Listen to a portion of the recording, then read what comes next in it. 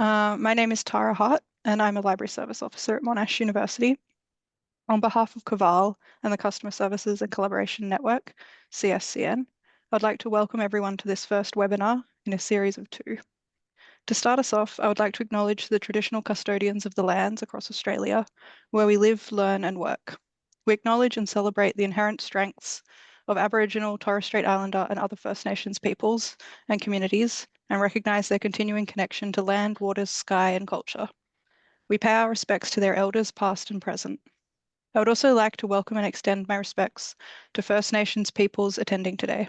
I am joining you from Bunurong country, and I encourage you to share which country you are attending from in the chat. If you have any technical questions during the session, please type them into the chat and the Caval team will assist you. If you have any questions for the speakers throughout the webinar, please submit them through the Zoom Q&A function at the bottom of your window, and we will get to as many as possible at the end of the event. Through the Q&A function, you can also see the questions of others, upvote questions, and/or add comments to existing questions as appropriate. I don't think any of you would disagree with me if I say that we as library staff, students, and the wider community around us to feel welcome, included, and like they belong in our library spaces, both virtual and physical. This sense of belonging is for everyone, irrespective of their background, sex, gender, religion, race, etc. This is why the CSCN has chosen to dedicate 2 webinars to highlight existing initiatives, programs, and activities across its membership to do just that. Promote and celebrate belonging for everyone within our libraries. With this sense of belonging and collegiality in mind, we encourage you to keep the conversation in the chat and the Q&A courteous and respectful. With that, and on behalf of everyone here today, I would like to extend a very warm welcome to our first speakers, my Monash University colleagues, Alexander Mee and William Power, who will speak about Libraries for Belonging at Monash University. Alex is a Senior Library Services Officer, and Will is a Library Service Officer. If you would like to know more about any of today's speakers, you can visit the event webpage, which we will link to in the chat. Welcome, Alex and Will. My name's Alex, and I'm joined by Will. We're both from Monash University. We're going to talk to you a little bit about Monash's Libraries for Belonging program. We think it's a fitting way to kick off this series of lightning talks on belonging in libraries. Okay, so what is Monash's Libraries for Belonging program? In 2024, Monash University Library launched the Libraries for Belonging initiative through its frontline services team. This program is centered on establishing the library as a welcoming and inclusive environment for all users at Monash University. The program seeks to enhance existing resources and explore new approaches, aiming to foster a sense of belonging by ensuring our libraries are safe, trusted, and accessible. The initiative aims to create and develop library programs, services, and spaces that are inclusive and welcoming for all library users through supporting student belonging and involvement in activities that help students thrive, both academically and socially. For this presentation, we'd like to give you an outline of how the program has been implemented and then explore 3 principles that underscore the initiative, those being safe, inclusive, and engaging. Okay, so implementation. In February 2024, so earlier this year, we launched a new seasonal model of employment, hiring 18 library experience assistants and a program lead to drive the initiative. Our new seasonal staff members completed a comprehensive induction week full of training and activities. In July, during semester break, our staff also completed a shorter module with an extensive focus on mental health first aid, which we will talk about a bit later in the presentation. Our library experience assistants work across 5 branch libraries at 4 campuses, with those being Clayton, Parkville, Caulfield, and Peninsula. Monash Library is committed to ensuring our spaces are always staffed and library users can easily access help when they need it. The first principle I'd like to talk about is engaging. So Monash has an ongoing interest in enhancing and enriching the experience of all students at the university, and the library has a role to play in this pursuit. Increasing student engagement is a fundamental part of the program. We aim to have weekly events and activities in the library, administered and run by our frontline services team. Examples include O-Week, so orientation week, both in semesters 1 and 2, Mindful May, Pride Month, NAIDOC Week, and Reconciliation Week. I'll just show you some photos from Orientation Week. Our staff were very involved with the tours, campus support hubs, and related activities. So for a lot of students, this is their very first interaction they have with Monash Library. These are some photos from our Mindful May initiative. Like its namesake, Mindful May includes a number of activities students can participate in across our libraries to relax and take their minds off study. This year we had chair yoga, beginners knitting and crochet, watercolor painting, therapy dogs, musical performances, board games, and movie nights. The activities drew upon our library experience assistant skills and interests with a great take-up from students of Monash. I'll hand over to Will for the next part of the presentation. Good afternoon, everybody. My name's Will, and I began my library career in general as part of the Libraries for Belonging program, so it's very near and dear to my heart. Safety is a foundational pillar of the Libraries for Belonging program, and we're engendering a safe environment for all our staff and users through an inclusive and iterative process that places our users at the center of our decision making. This evolving process is one of risk assessment, updating our work practices, processes, and systems, re-evaluating our physical and digital environments, and reflecting and progressing our language use and in how we connect, communicate with, and understand our users. Our users are highly diverse and representative of Monash University as a global institution, and we recognise that each individual user of our library is a unique person with their own strengths, skills, and experiences, who each have different needs in how they access and use Monash Library. Through embracing this diversity, dismantling barriers to equity, and furthering inclusivity, the Libraries for Belonging program is a key driver in enhancing user safety in their library experience. Inclusivity is another foundational pillar, and Monash Library and the Libraries for Belonging program closely align with the Monash Equity, Diversity and Inclusion framework with the following areas of focus: anti-racism, disability and accessibility, gender equality, LGBTIQA+ accessibility, and widening the participation of underrepresented communities to promote development and success. To maximise our impacts on these areas of focus, we are actively engaging stakeholders and making and documenting our evidence-based decisions. Further, we are practicing the humility and honesty required to reflect upon, acknowledge, and then rectify our personal and systemic biases.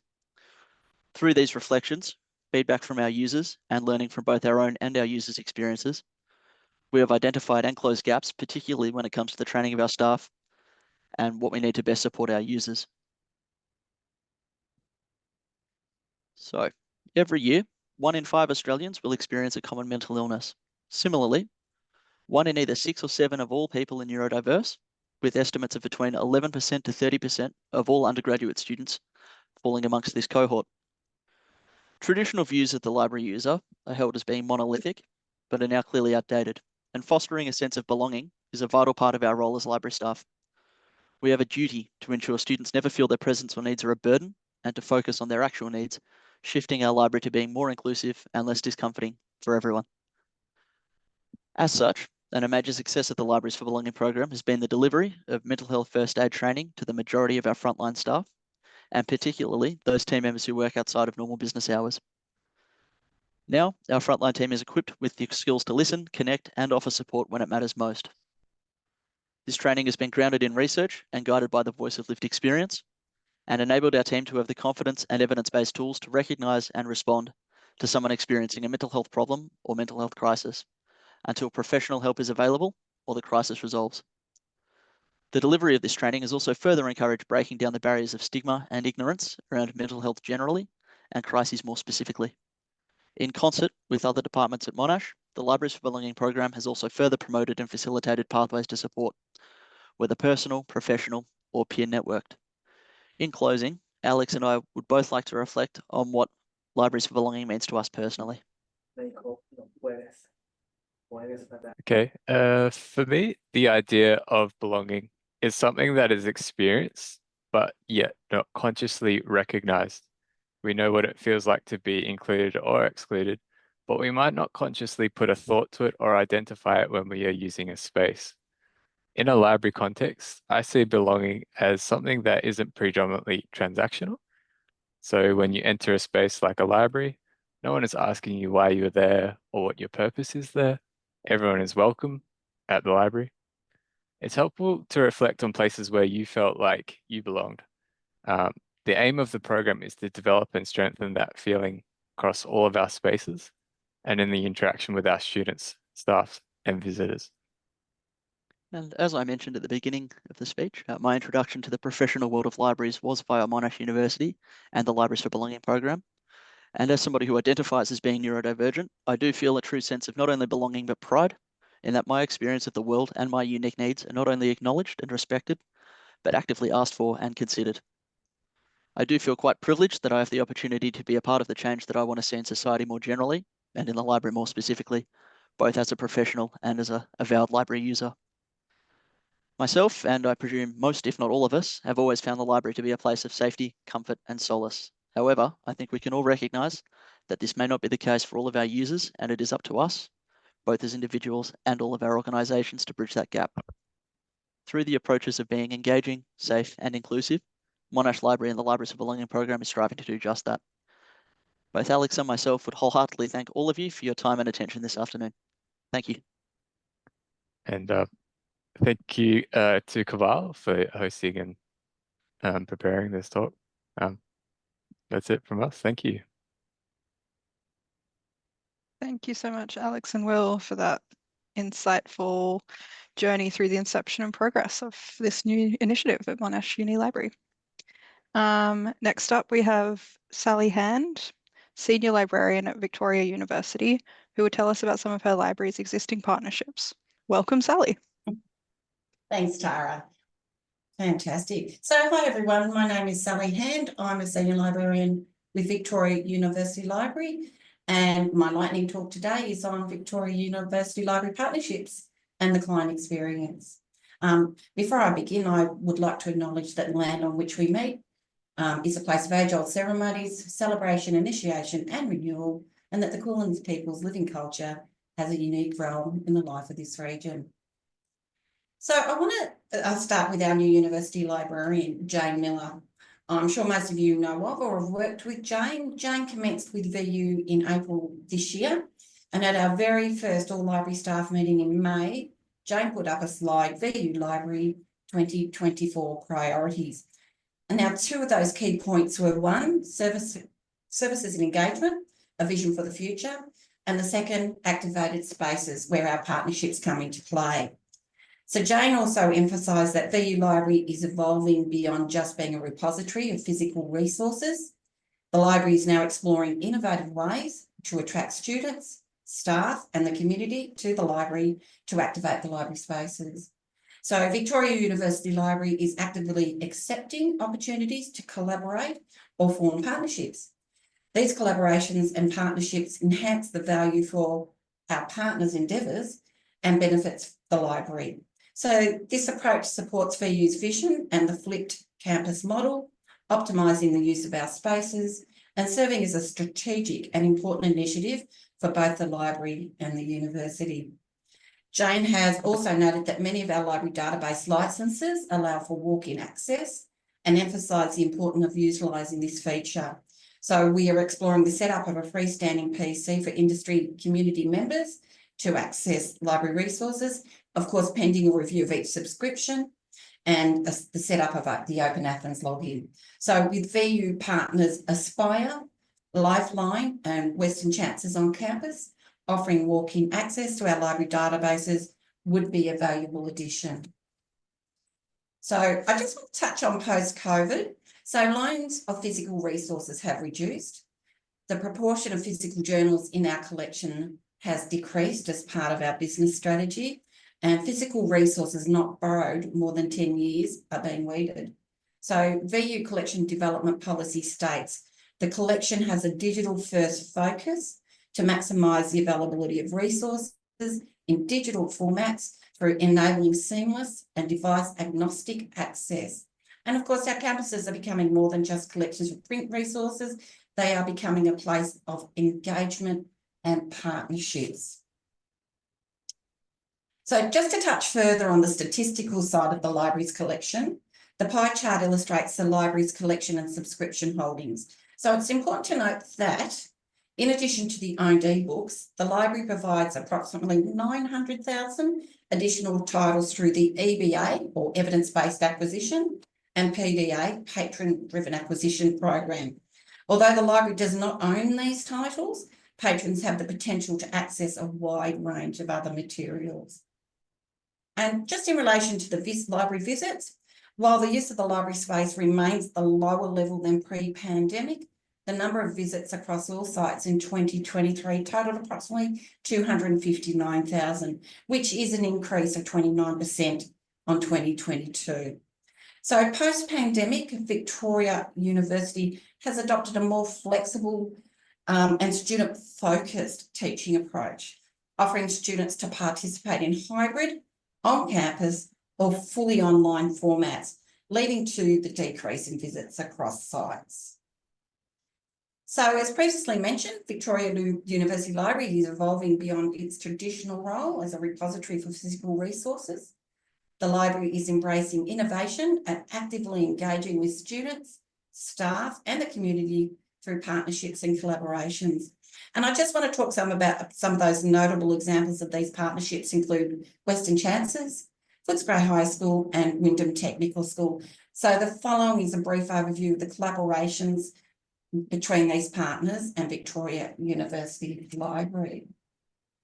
So our first one was Western Chances.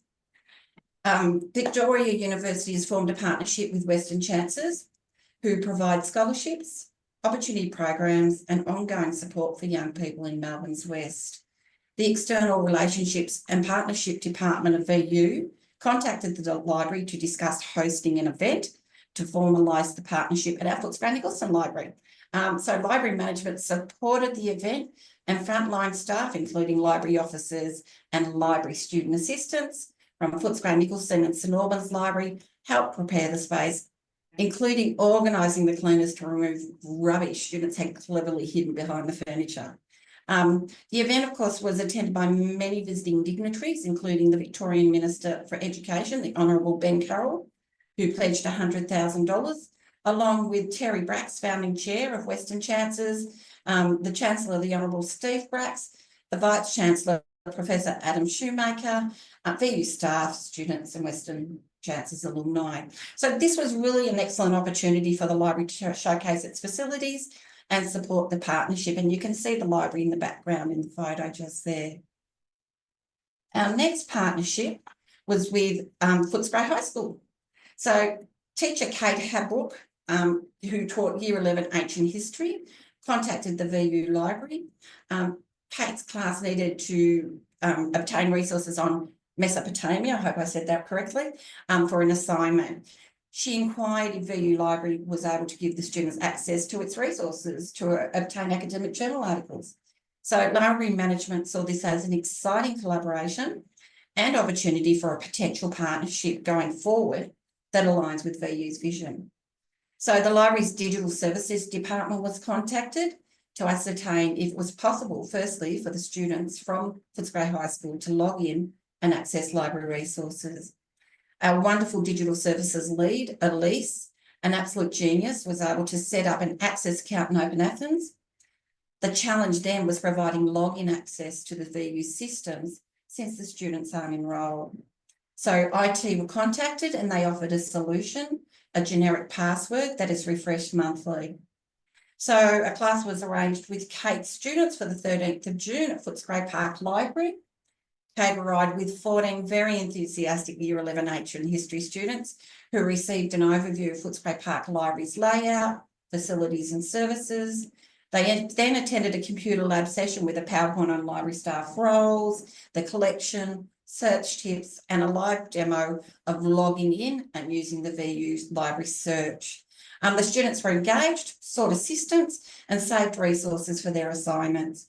Kate mentioned that another history teacher expressed interest in a similar session, offering further collaboration opportunities with Footscray High School.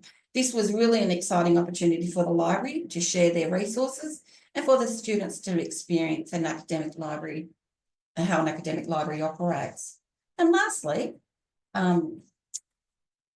we saw Victoria University Library hosting Wyndham Technical School at its Werribee campus library. The Wyndham Technical School works closely with local secondary schools in the Wyndham and Hobson Bay areas, as well as with local industries and enterprises on building programs for the technical and digital skills most in demand for emerging careers.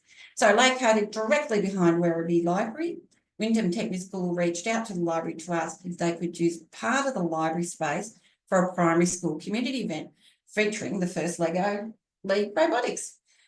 This collaboration presented another exciting opportunity to showcase the library space while working closely with Wyndham Technical School. So the first Lego League Robotics event took place on Monday, the 9th of September. Signage was placed throughout the library to inform patrons of the event, and activities were coordinated by Wyndham Technical School. The children enthusiastically built their Lego robots, making the event a memorable one. The partnership between Wyndham Technical School and Werribee Library was a resounding success. After the event, Wyndham Technical School reached out, and they're exploring several exciting events for 2025. They've invited the library to collaborate on upcoming projects, which are a robotics league for high school students, F1 in schools. So Wyndham Technical School has been hosting this event for like the past 3 years.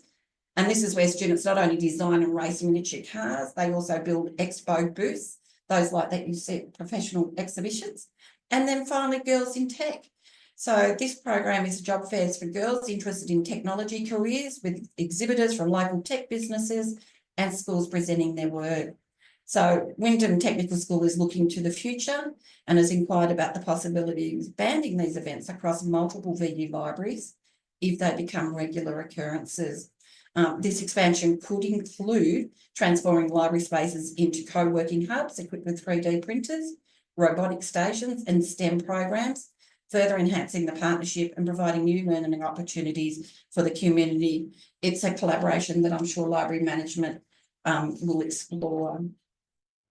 And finally, just partnerships going forward. Victoria University Library is actively seeking new collaboration opportunities to enhance its relevance and appeal. The examples presented today highlight how these organisations specifically approach the library for partnership opportunities. Library management is exploring potential partnerships initiatives, and this is an ongoing process, and more ideas are expected to develop as we move forward. So thank you for listening today, and thank you for having me. Thank you, Sally, for outlining the impact of Victoria University's partnerships with schools and community groups. What a great way to highlight what resources are available for the public and for school students. Next, we have Kylie Nichols, Senior Community Programs and Engagement Officer at La Trobe University Library, who will introduce a video where she is featured with colleagues Lisa Calloway, Collections and Assessment Librarian, and Tegan Clough, Collections Librarian. Another collections librarian, David Trimble, has created the video titled Show Us the Books, while Luke Stafford conducted the interviews in it. Thank you. Show me the books. My name is Kylie Nichols, and I work with the Community Programs and Engagement team at La Trobe University Library. Before we start, I'd like to acknowledge that I'm presenting today from the lands of the Wurundjeri Woiwurrung people. Sorry, forgot the slide. And I wish to acknowledge them as traditional owners. I'd also like to pay my respects to their elders, past and present. Without further ado, let us tell you about our fiction display project, which we believe fosters a sense of belonging, with students seeing themselves reflected through the stories that we choose to share. Okay, we're here today to hear about La Trobe Library's new process for creating displays.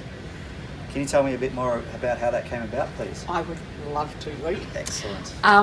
So the project is all about promoting a culture of reading for well-being. We're also aiming to showcase the diversity of our fiction and poetry collections and make them more visible, particularly in our high foot traffic areas. What led to the decision to focus on these particular collections? We have bequest funding that's specifically earmarked for fiction by women authors, and we have a strong collection of new titles in this area.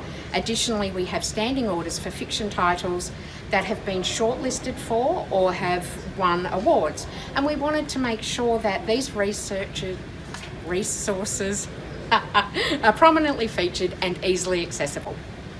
Okay, so where are these titles currently shelved? Right now, Yes. they're shelved up here. We're on level 3.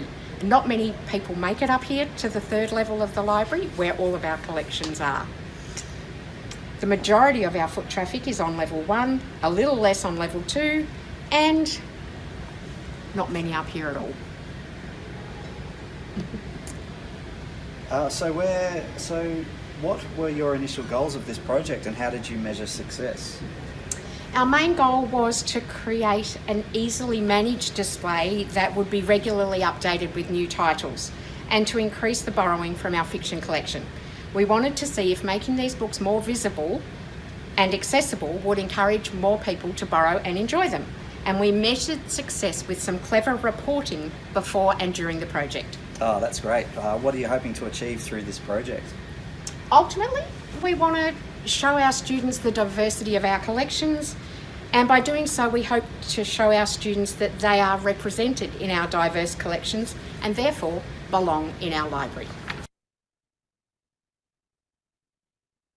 So you've been sent a trolley of items for a display. Do you make any changes to the library catalogue? Absolutely. Organising books on shelves in a systematic and logical manner is crucial for patrons to easily locate specific items. By following proper shelving procedures and maintaining a well-organised library, patrons can have a more efficient and enjoyable experience finding the books that they are looking for. We wanted both patrons and staff to be able to find what they're looking for, so we create a new location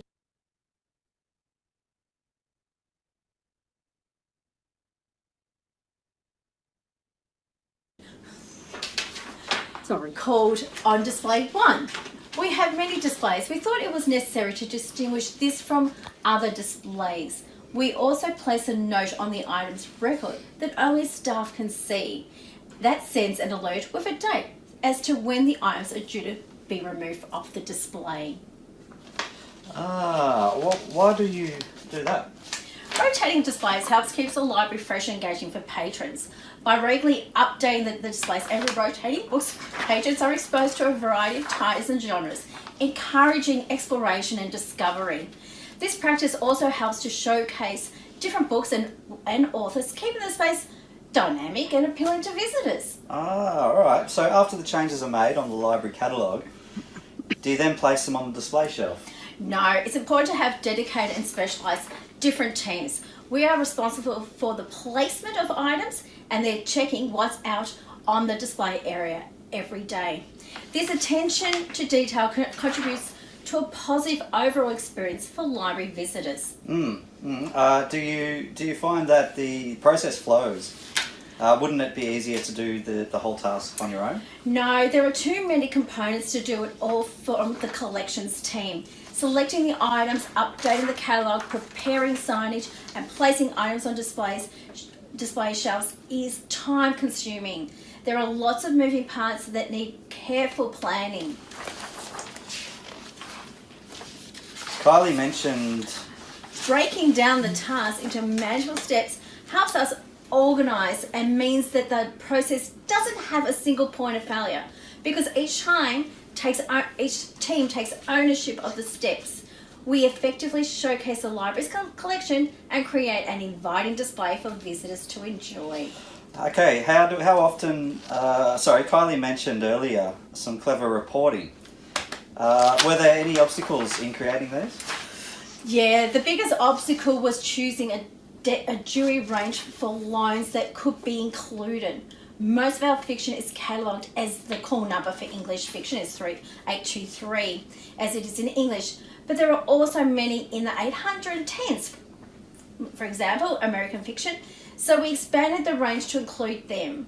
We also have adjusted our Australian fiction catalogue to begin with the letter A, so we adjust the report to capture these lines as well. While the reports aren't perfect, they do include a small number of titles that are about literature rather than them strictly fiction. We made sure to use the same Dewey range from the before and after numbers. How often do you create the statistics reports, which is my favourite part? Yeah, after the initial large report, to give us an idea of what fiction borrowing had been done in the previous year, we set up a monthly report, set up our library management system, which automatically sends us the nominated email addresses at the end of each month. Hi, Tegan. Can you tell us a bit about the process for selecting titles for themed book displays? Yeah, so the community programs and engagement team let us know when there's important weeks coming up, such as Reconciliation Week or Pride Week at La Trobe, and they ask us to put together a curated display to match that theme. So the first step we normally take is running an Alma Analytics report, where we'll pick a jury range and subject headings that are relevant and have a look through there. Okay. Do you use any other resources to find suitable titles? Yes, so we use Goodreads and also local bookstore websites to help find titles that are relevant and popular. And I also like to use our colleagues and get their opinion and cross-reference that with what we already have in our collection. Great. How do you ensure a variety of book types are in your displays? Yes, so we like to add lots of different types of books like young adult fiction, poetry and short stories, and this is because in a university library we have a very wide audience and we try and meet their needs and also maybe encourage them to branch out with some different types of books they would normally pick up. Okay. How important is the visual appeal of the book covers in your selection process? Yeah, so they say don't judge a book by its cover, but we kind of have to in this case, as it really draws the attention of our patrons when they come in. So I like to, when I'm selecting titles, actually come up to the shelves and just check that the covers are appealing and nice and clean. Right, okay. In addition to increased borrowing, what have been some of the benefits of this project? Yeah, so it's been a really good way for us to do a bit of collection development as well. I found when I'm trying to select titles for certain themes that we might not have a lot of recent relevant works, so we've been able to do a bit of purchasing in that area and make sure the collection's nice and relevant. And for me personally, I really enjoy working with the fiction collection. It's not something we get to do a lot of in academic libraries. And as someone who used to work in a high school library, I really love doing displays. I miss that, so I'm excited to be able to do it again. Great. Thanks for joining me again. Would you like to tell us about how the project finished up? Well, I'd love to, Luke, and show you as well. It was really positive. We tracked the data closely, reporting monthly, and the results were really encouraging. The impact on borrowing has been significant. When we compared it to the previous year, we saw a 51% increase in borrowing from our fiction collection over the year. Wow, so having the books more visible made a real difference. Absolutely. The data clearly shows that making the books visible on level 1 here beside the cafe where everyone's walking past really made a difference. It sounds like the project has been a huge success. Thanks for sharing your processes with us. We're looking forward to see what comes next. No worries. Thank you, Luke. And if I may.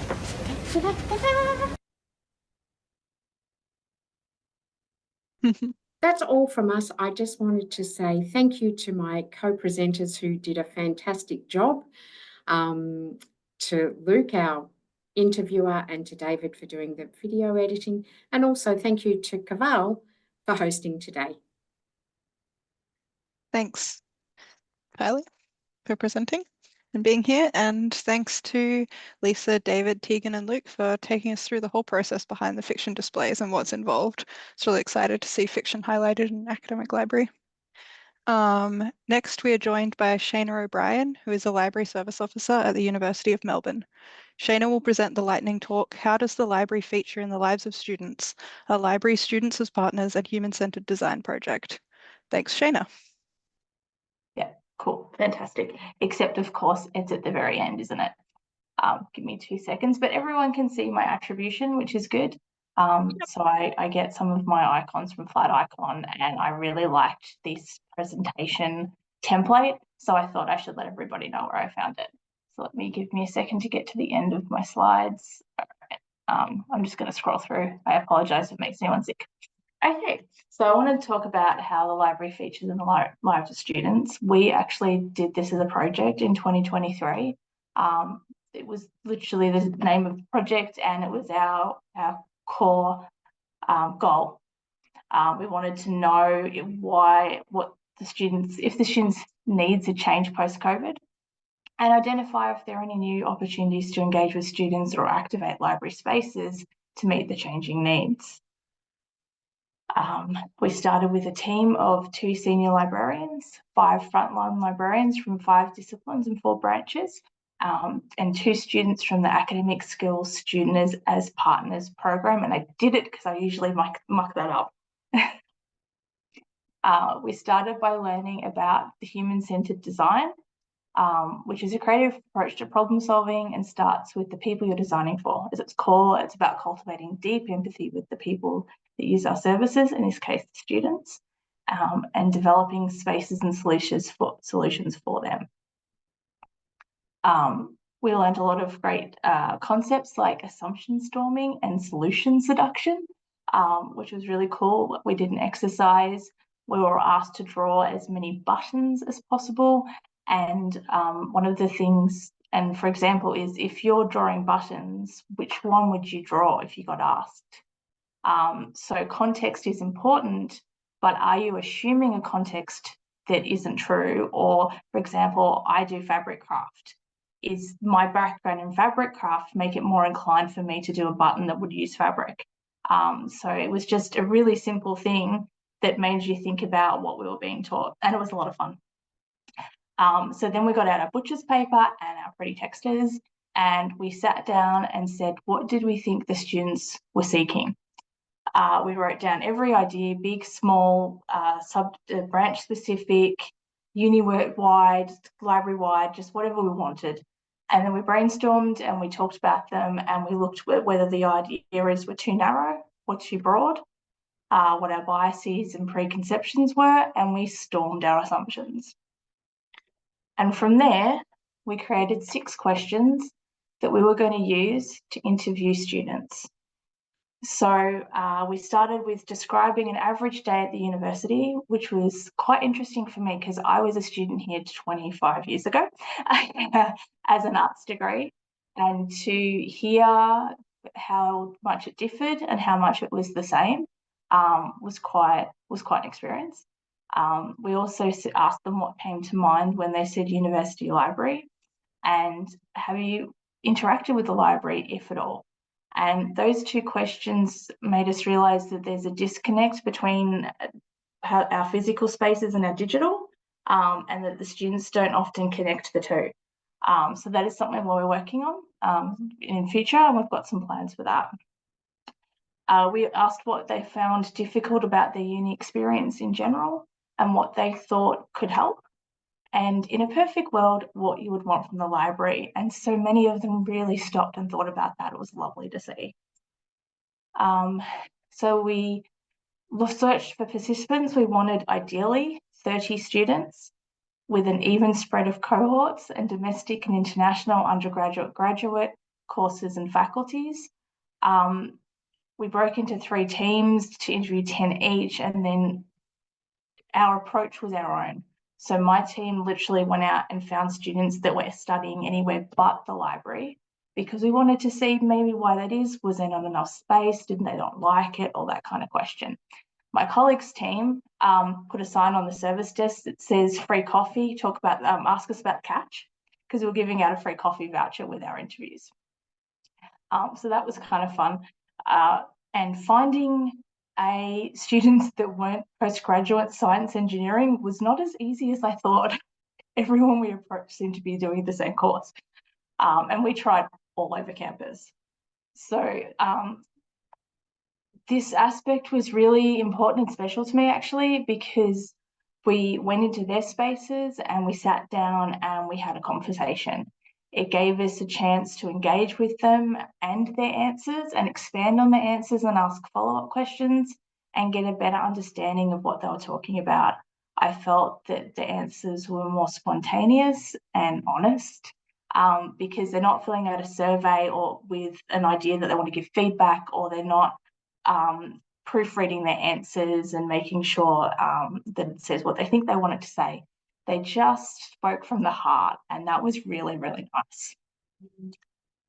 There was a lot of insights we gained about things. If you'd asked me before I did this talk what I thought the students needed, I would have told you PowerPoint, study space, and project rooms. I wasn't wrong, but the nuances we realised we were missing was they wanted clearly delineated noise level study spaces. They want to know what noise level they can have, and they want to be able to tell without having to ask us.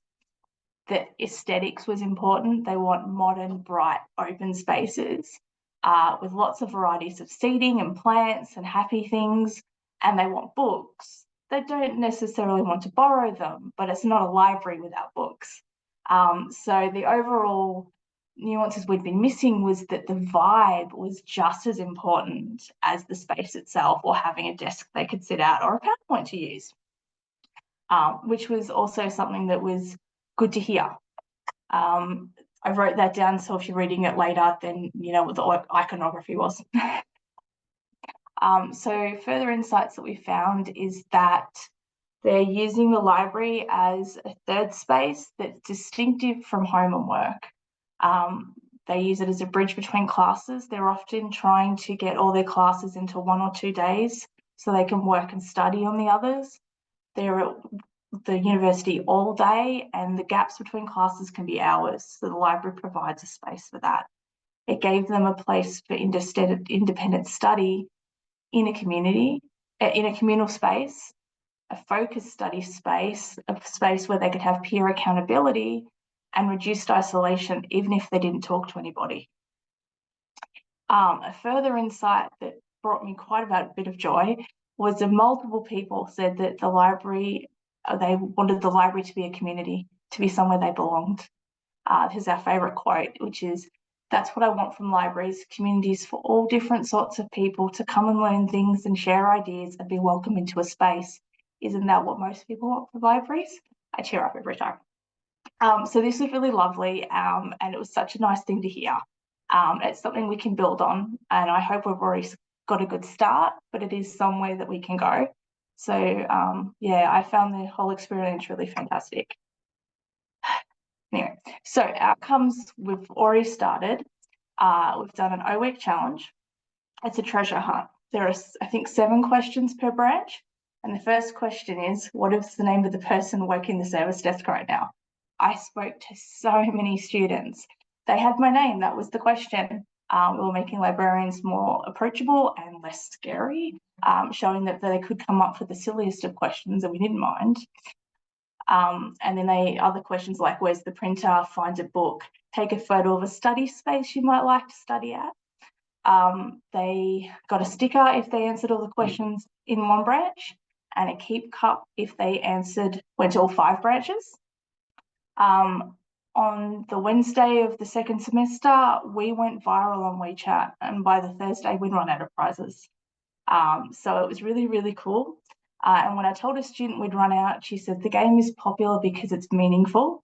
And I had another one literally wilt against the desk because we didn't have the sticker. It was really cute and a little sad. Yeah. And we got a whole lot of feedback. I literally saw people forming groups. They'd meet someone they hadn't met before, and they'd do the treasure hunt together and then go, hey, do you want to go to the next library? And off they went. And we got a fantastic email from a student that said they met a wonderful friend and they completed the challenge, and they took that into be joining other activities and further events. So we're hoping that the community buildings already started.